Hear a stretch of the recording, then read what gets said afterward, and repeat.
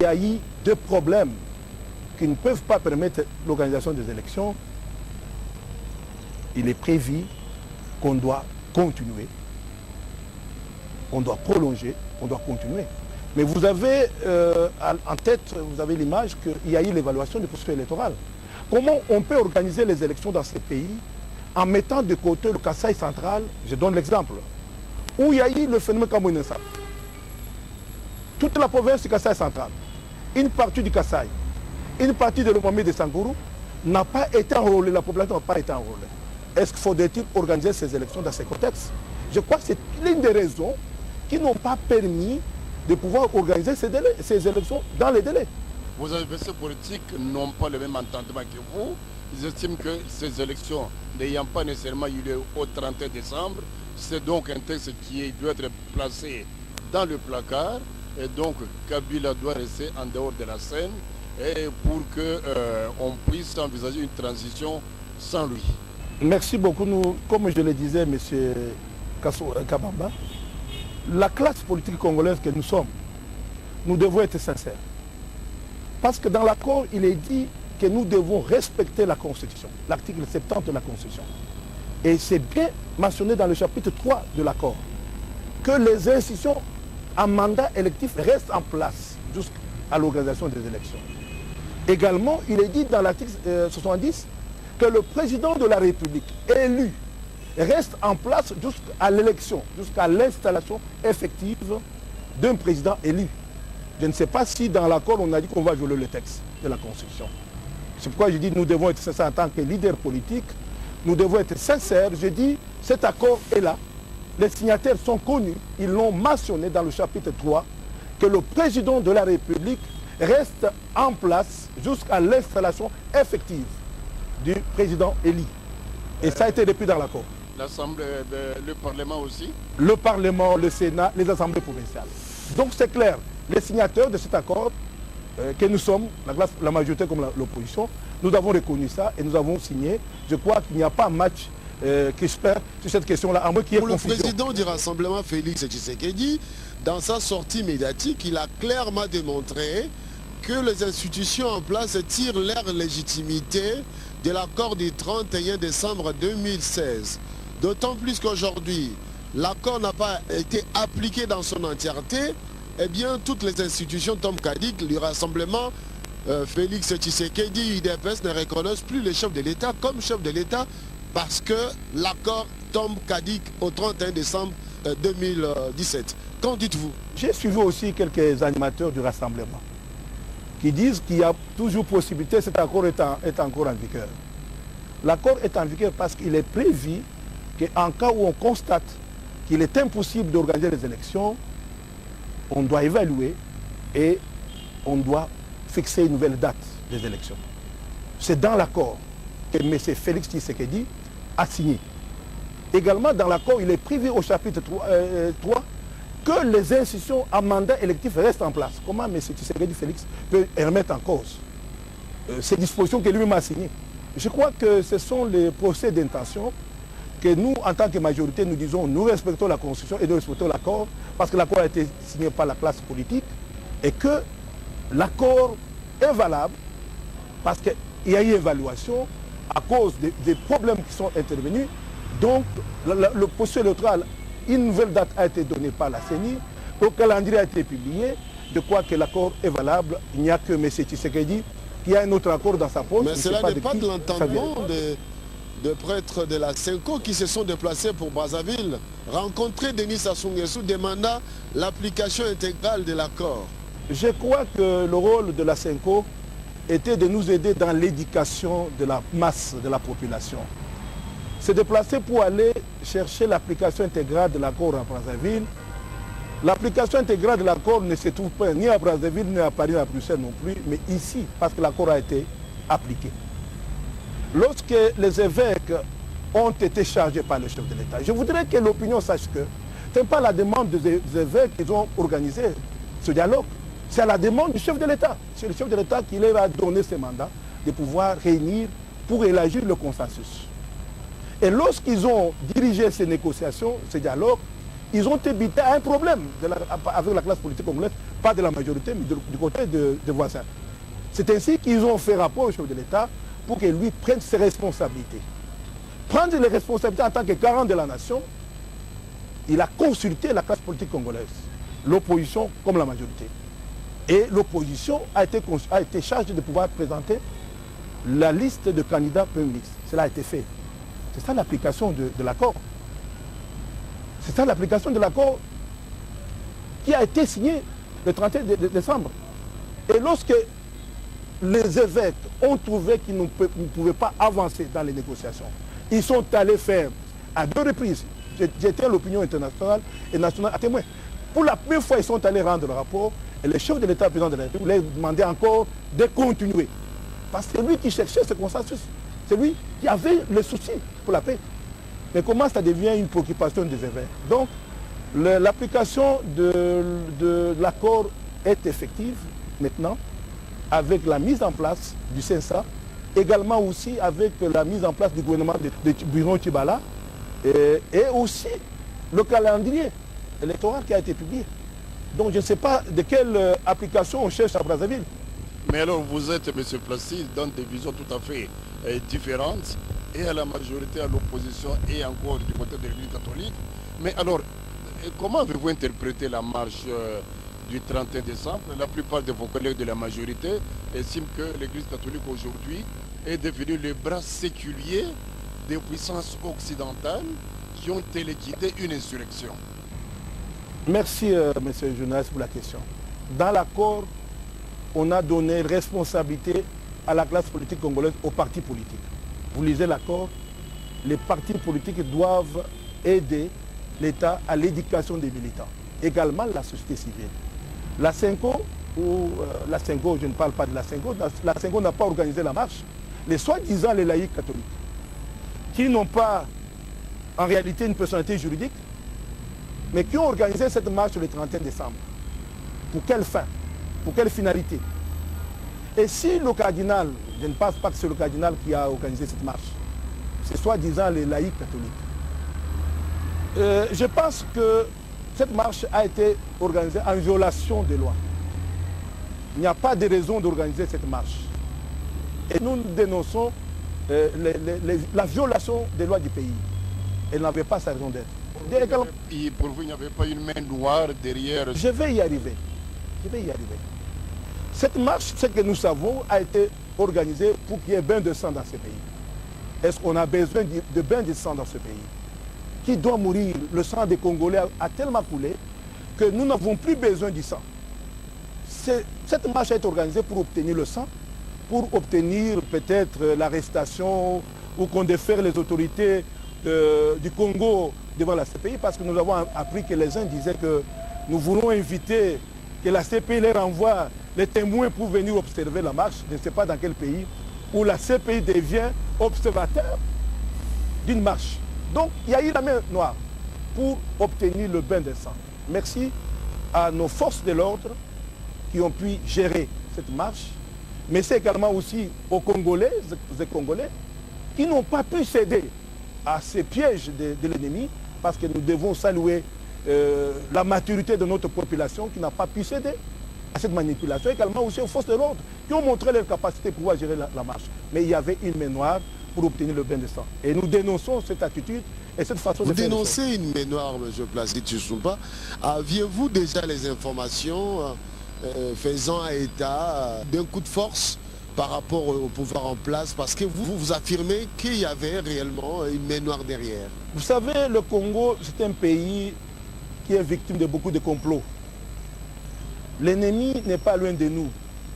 Ce n'est pas l'ennemi de Joseph Kabila Kabange, le président de la République, c'est l'ennemi du peuple congolais. Les puissances noires, les ennemis de la République, ne veulent pas l'émergence de la République démocratique du Congo. Je voudrais que le peuple congolais sache et note que l'ennemi du Congo, ce n'est pas l'ennemi de Joseph Kabila Kabange. C'est l'ennemi du peuple qui cherche à mettre le pays à genoux. Les chrétiens qui marchent avec chapelet, Bible, où se trouve l'ennemi dans cette affaire? Mais pour quelle finalité? Parce que l'accord est appliqué, l'accord a été signé. Ces chrétiens-là qui marchent, pour quelle finalité? Ils ont été utilisés pour marcher pour des faits obscurs. C'est ça que nous dénonçons, parce que les chrétiens Ils sont à l'église et puis on a choisi la date du 31 décembre, au moment où les gens doivent fêter en famille. On demande à cette population d'aller dans la rue et tout ça. Est-ce que c'est ça le rôle de laïcs catholiques ou de l'église catholique? Alors vous condamnez tout ça, mais le Vatican a appuyé. Bon, oui, le Vatican n'a pas appuyé. Le Vatican exhorte la classe politique congolaise à prôner le dialogue, mais pas à encourager la marche du 31 décembre. Je ne pense pas que le pape peut encourager cette marche pour qu'il y ait bain de sang. Mais il encourage, il exhorte la classe politique congolaise au dialogue, aux négociations et à la paix. Dernièrement, la réunion du bureau politique de la majorité présidentielle a eu lieu et vous étiez présent. La déclaration rendue publique a démontré clairement que la majorité présidentielle s'insurge contre les propos injurieux du cardinal Mosengo. Nous sommes choqués d'entendre ces propos de la part du cardinal. Vous savez ce que la Bible nous dit? Lorsque Élisabeth a conçu un enfant qu'on appelle Jean-Baptiste, l'ange lui a dit d'interdire à cet enfant-là qui sera né beaucoup de choses, parce qu'il était saint. Il était le représentant de Dieu vis-à-vis de son peuple et il était rempli du Saint-Esprit. Le cardinal, en tant que représentant de Dieu, il doit avoir de retenue. Je suis choqué. Les mots glissés dans sa bouche, de traiter la classe politique congolaise de médiocre. C'est-à-dire dans ce pays, il n'y a pas de intelligents, donc tout le monde est médiocre, y compris vous-même et moi-même. Parce que nous tous, moi je m'appelle Placide, je suis chrétien, catholique. Donc le représentant de Dieu ne pouvait pas de lui-même, par sa propre bouche, prononcer de tels propos injurieux à l'endroit de la classe politique congolaise. Ce sont des propos injurieux qui sont sortis de la bouche d'un représentant de Dieu. C'est un ras-le-bol, un ras-le-bol d'un chef d'église. Mais quand il traite ses propres chrétiens de médiocres, quel est le rôle qu'a joué le clergé catholique dans ces pays d'avoir baptisé que des médiocres? Donc ces propos nous ont tellement choqués et que ça ne pouvait pas venir de la bouche d'un cardinal que nous respectons tous. Vous voulez donc insinuer que la sortie de ces comités catholiques, c'est pour venir à la rescousse de l'opposition qui n'a pas su tenir le coup sur le terrain peut-être? Mais je crois que vous savez la raison pour laquelle il devait marcher. C'est pour réclamer la démocratie. De quelle démocratie il pouvait réclamer? Quelle démocratie? Parce qu'aujourd'hui, les Congolais peuvent quand même être fiers des efforts déployés par Joseph Kabila Kabange pour asseoir la démocratie dans ces pays. Moi, je vous informe que j'étais activiste des droits de l'homme. Vous le savez bien, dans les années passées. Nous savons ce qui s'est passé dans ces pays. Aujourd'hui, tout le monde peut passer à la presse, parler n'importe quoi, il est libre. Mais cette marche a été organisée pour appuyer l'opposition, pour donner le coup de pouce à l'opposition et pour donner de la matière à l'opposition. La matière veut dire quoi? Parce qu'ils attendaient le bain de sang. Vous écoutez, on réclame les enquêtes sur cette marche. Qui réclame l'enquête? Pourquoi on doit réclamer les enquêtes? Pourquoi? C'est parce qu'ils attendaient le bain de sang. Mais la MONUSCO réclame le fait que les forces de sécurité n'ont pas permis à ces éléments de faire la patrouille la nuit, les jours même. C'est pourquoi on réclme une enquête. Quel est le rôle des forces de l'ordre? C'est de maintenir l'ordre. Cette marche a été interdite par l'auteur des villes de Kinshasa. Il faudrait que les forces de l'ordre encadrent la population parce que la marche a été interdite. Monsieur le journaliste, vous allez vous souvenir que nous avions la majorité, nous avions organisé une marche et l'hôtel des villes avait refusé. Nous ne sommes pas rebellés. Mais lorsque l'hôtel des villes de Kinshasa interdit la marche, les forces de l'ordre doivent engager la population. Et la MONUSCO vient pour enquêter pourquoi on a fait la patrouille. C'est étonnant. Vous allez comprendre que la main noire est toujours là parce qu'il fallait laisser la population marcher, il fallait avoir le bain de sang. Comme il n'y a pas eu bain de sang, c'est pourquoi on doit enquêter sur les soi-disant patrouilles. Donc je crois que vous allez comprendre avec nous que le peuple congolais doit être mis. J'invite le peuple congolais à être mis, à comprendre, à soutenir le processus électoral, à ne pas céder au piège de l'ennemi qui cherche le bain de sang à déstabiliser le Congo. Et parce que l'ennemi ne veut pas l'émergence de la République démocratique du Congo et de ses institutions, il cherche à tout prix à avoir un groupe de gens faibles pour pouvoir déstabiliser le Congo. Mais nous devons résister à la déstabilisation de notre pays. Oui, alors, je reviens puisqu'on parlait de l'opposition tout à l'heure. On vous accuse, vous, majorité, d'avoir infiltré cette opposition pour la diviser et l'empêcher d'aller plus loin. Aujourd'hui, il semble qu'à la majorité, on commence à rire sous cap, puisque la majorité ne semble pas au fait de traîner les masses telles qu'elle aurait voulu l'opposition.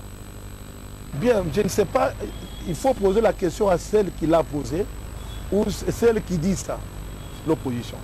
La majorité n'a jamais infiltré l'opposition.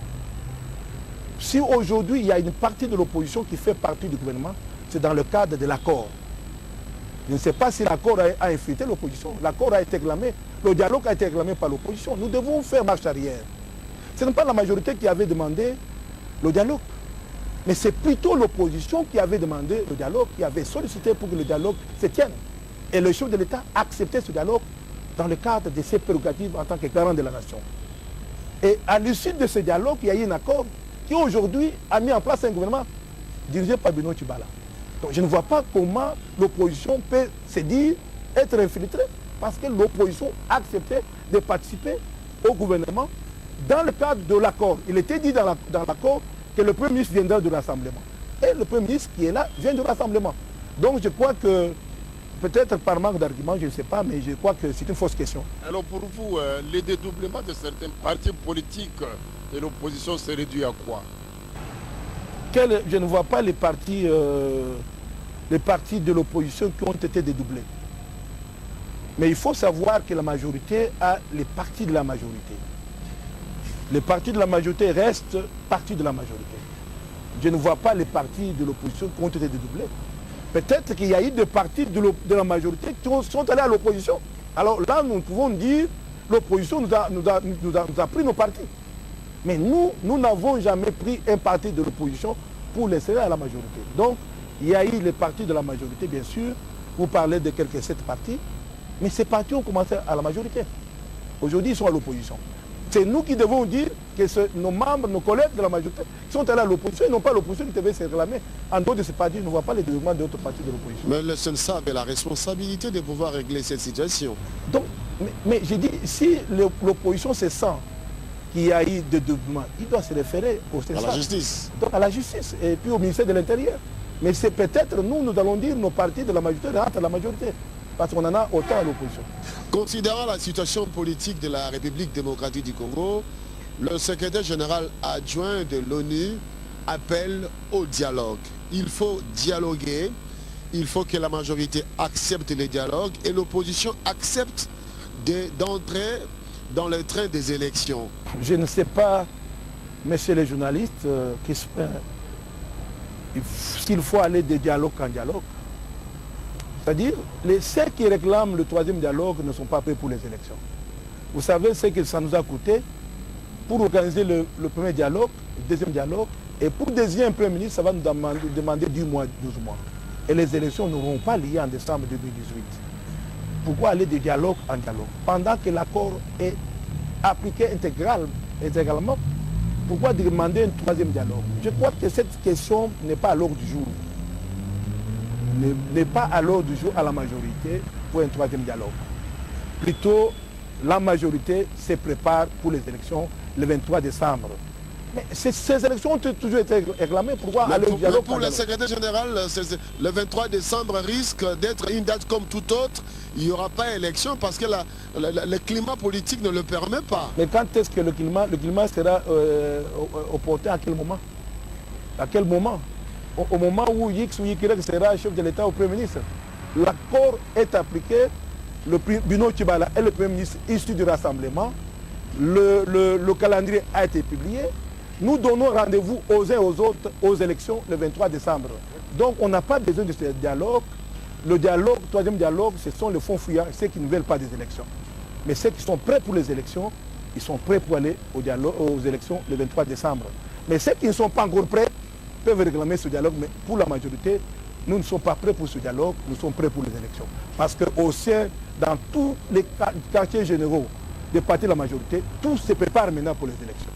Mais pour question, M. Placide, d'avoir quand même la paix, la sérénité dans cet environnement politique, est-ce que vous ne pouvez pas dire, bon, on accepte quand même ce dialogue tel que proposé par l'extérieur, en fait, qui contrôle les faire, de manière à ce que vous devez considérer que c'est quand même une frange importante, c'est quand même une large opinion de la population, donc qui risque de rester à l'extérieur, et donc la paix ne sera jamais au rendez-vous, et les élections risquent d'en pâtir.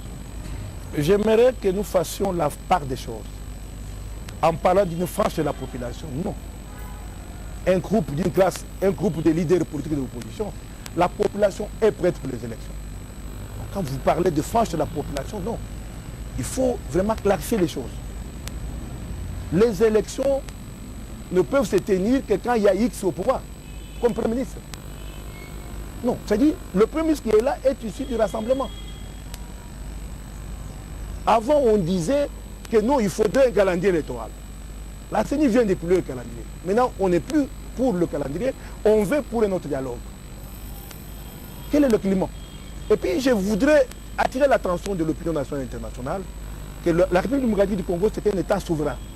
Nous ne pouvons pas être dictés de l'extérieur. Nous ne pouvons pas subir des pressions de l'extérieur. Oui, justement, quand la Belgique... Le Congo et les dirigeants congolais doivent être responsables, doivent poser les actes en toute responsabilité. Quand la Belgique s'en mêle aujourd'hui, vous avez suivi comme nous qu'elle retire son aide humanitaire. On a parlé des montants de 25 millions de dollars. Et je vous poserai la question, aujourd'hui, la CENI, le processus électoral est financé à 100% par le gouvernement congolais. Pose la question au président de la CENI, combien vient de partenaires extérieurs? Et c'est le gouvernement qui finance le processus électoral. Retirer des 20 millions de dollars, bien sûr, mais par rapport au processus électoral, le panier de partenaires reste vide dans la CENI. Aucun rond ne tombe là-dedans. Quel impact ces partenaires ont sur le processus électoral? Pendant que dans le panier, il n'y a que le panier du gouvernement congolais où chaque mois, on verse à la CENI les moyens pour le processus électoral. Mais le panier de partenaires extérieurs, aucun dollar ne tombe là-dedans. Peut-être que ça viendra avec le temps. Avec le troisième dialogue, bien sûr. Donc là, nous disons que nous sommes un État souverain. On attend les signaux positifs. Peut-être avec le troisième dialogue, mais nous sommes un État souverain, nous resterons souverains, et le gouvernement de la République a décidé de financer les élections, et nous sommes prêts pour les élections, et nous allons aux élections. Mais dans son rapport, le secrétaire général adjoint de l'ONU fait mention de la décrispation de l'espace politique. On parle des prisonniers qui sont encore en prison, ouverture des chaînes de l'opposition. Qu'en est-il? Pourquoi ne pas avancer directement pour éviter qu'il y ait toujours des escarmouches quelque part? Je crois que le ministre des Médias a déjà répondu à plusieurs reprises à cette question-là. D'abord, pour les médias. Je crois que beaucoup des avancées ont été remarquées dans ce domaine-là. Beaucoup de chaînes et de radios ont été libérées, ont été ouvertes. Il ne faut pas que les gens s'accrochent à des choses impossibles. Beaucoup de chaînes et de radios ont été ouvertes. L'espace politique est vraiment décrispé, tout est calme. Quel est le leader de l'opposition qui est en prison? Peut-être pour des cas peut-être de droit commun. Donc, je voudrais que les gens comprennent que les radios, les mesures ont été prises par le gouvernement et beaucoup des avancées ont été faites dans ce domaine, notamment en libérant les détenus politiques à Kinshasa et à l'intérieur. Également, beaucoup de chaînes de radio ont été ouvertes. Je ne sais pas, il faut qu'on laisse les choses comme ça, la sécurité, le désordre dans le pays. Non. Donc, il n'y a pas de... Peut-être que c'est une façon, les rapports qu'ils obtiennent de la part de personnes qui ne maîtrisent pas bien la situation sécuritaire du pays. On ne va pas dire aujourd'hui tous les Koulouna qui sont en prison doivent être libérés parce qu'on doit aller aux élections. On parle de Moïse Katumbi, on parle de Moussa Nyamboussi, de Mouyambo. Je crois que vous connaissez bien le procès de ce que vous citez, que ce soit l'ancien gouverneur du Katanga. Oui, qui doit rentrer en homme libre. Donc, mais son procès, ce n'est pas contre l'État congolais, ce n'est pas contre la majorité. Il y a des plaignants. Voulez-vous qu'aujourd'hui, M. Crispin, que vous avez porté plainte contre un dignitaire ou un leader, et qu'on vous dit non pas que c'est un leader, vous n'avez pas droit. Donc c'est un dossier individuel qui n'a rien à faire avec sa politique, ni avec la majorité. Il doit répondre à ses responsabilités vis-à-vis du plaignant. Également aussi, Claude, dont vous parlez. Il n'y a pas un prisonnier politique qu'on a arrêté, qu'on a envoyé en prison pour avoir soit organisé une marche, soit quoi que ce soit. À moins que ce soit dans le cadre des violations des lois du pays. Et quand vous organisez une marche, vous devez respecter la loi. Vous devez demander une autorisation. Quand vous l'organisez en désordre, en violant les textes, donc la justice est là. Mais je ne vois pas les prisonniers politiques, il n'y a pas de prisonniers politiques. Les efforts sont déployés par le gouvernement, également dans le cadre de la réouverture de radio et chaînes de télévision à travers la République. Et aussi, il faut savoir qu'il y a d'autres chaînes qui n'ont pas répondu aux conditions exigées par le ministère de la Communication. Des taxes, par exemple, des redevances. Et lorsqu'une chaîne de radio, qui soit de l'opposition ou de la majorité, n'a pas payé les redevances, je ne sais pas s'il faut installer le système de la culture de non-paiement des taxes dans ce pays. Donc les efforts sont déployés. J'aimerais que l'opinion retienne que le gouvernement déploie d'énormes efforts dans ce domaine, également à la réouverture de radio, des chaînes de radio et de télévision, et aussi en libérant les détenus politiques. Alors, le gouvernement signale qu'il y a eu à l'issue de cette marche, puisque c'est ce qui fait l'actualité aujourd'hui, 5 à 6 morts, du côté catholique c'est presque la même chose, mais le gouvernement soutient que ces morts ne sont pas le fait de la marche. Ils ne sont pas liés directement à la marche. Mais les catholiques soutiennent le contraire et comptent même organiser une messe en mémoire de cela. Comment est-ce que vous interprétez ça? Lorsqu'il y a eu de pluie dans la ville de Kinshasa, le gouvernement a donné les chiffres des morts. Mais si on ne croit pas au rapport fait par la police, par le gouvernement, et que l'Église catholique dispose maintenant de services et de mécanismes pour pouvoir donner un rapport sur les morts, c'est ce qui nous inquiète du rôle que doit jouer l'Église catholique. Je crois que l'opinion doit retenir que le chiffre de morts donné par le gouvernement, c'est le chiffre officiel le plus exact. Mais s'il y a d'autres sources, c'est là où nous sommes poussés, tentés à comprendre que cette marche a été organisée dans un autre but obscur de pouvoir obtenir le bain des sangs. Donc, pour le gouvernement et pour la majorité, pour le bureau politique de la majorité, le chiffre avancé par le gouvernement, c'est le chiffre exact. Et que les autres qui avancent les chiffres, c'est pour discuter notre gouvernement. Et cela justifie clairement leur plan caché en organisant cette marche. En parlant des plans cachés, pensez-vous que l'Église, les laïcs avaient besoin d'un jour martyr? L'histoire se répétant, on se rappelle du 16 février 1992. Vous avez suivi le gouverneur de la ville qui d'abord démontre clairement que la demande qui a été faite, on n'avait ni l'adresse, on n'avait ni l'adresse email des signateurs de cette lettre. Oui, vous savez, quand on est manipulé par la main noire, on peut s'engager à organiser une marche qui peut aboutir à un bain de sang pour justifier le moyen qu'on a reçu. S'il y a des rébellions dans ces pays, ces rébellions, ce n'est pas les Congolais. Le Congolais n'a pas la culture de la rébellion. C'est toujours une main noire qui peut avoir manipulé un groupe de Congolais pour pouvoir faire des choses pour qu'il y ait le bain de sang.